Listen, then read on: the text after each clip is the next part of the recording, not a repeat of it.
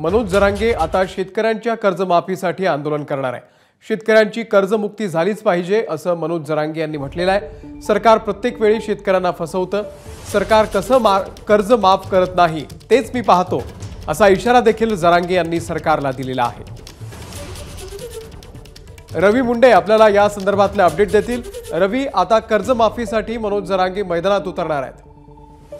अमोल, खरं तर मनोज जरांगे यांनी गेल्या वर्षभरापासून जे आंदोलन छेडलं आहे त्याची कुठेतरी आता व्याप्ती वाढताना दिसत आहे। एकूणच मधल्या काळामध्ये ज्या पद्धतीने त्यांनी सरकारवरती टीका केलेली होती त्या अनुषंगाने शेतकऱ्यांची बाजू घेत आता 5 सप्टेंबर पासून आपण विधानसभा निहाय बैठका लावणार आहेत। अर्थात त्याच्यामध्ये सगळेच मुद्दे असतील असं म्हटलेलं आहे। प्रामुख्याने मराठा आरक्षणाचा मुद्दा जरी असला तरी शेतकऱ्यांसाठी देखील आपण एक आंदोलन करणार आहोत आणि कर्जमुक्तीचा एक खूप मोठा प्रश्न आहे।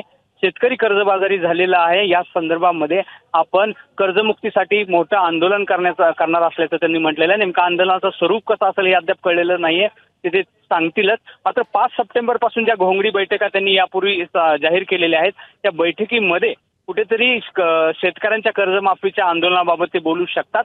एकूणच आता मराठा आरक्षणाबरोबरच शेतकऱ्यांच्या कर्जमुक्तीचं आंदोलन आता मनोज जरांगे करताना पाहायला मिळत आहे। अर्थात सरकारवरती काय परिणाम होतील येणाऱ्या काळात कळेल। निश्चित अपडेट तुमच्याकडून घेत राहू। रवी, धन्यवाद माहितीबद्दल। एबीपी माझा, उघडा डोळे बघा नीट।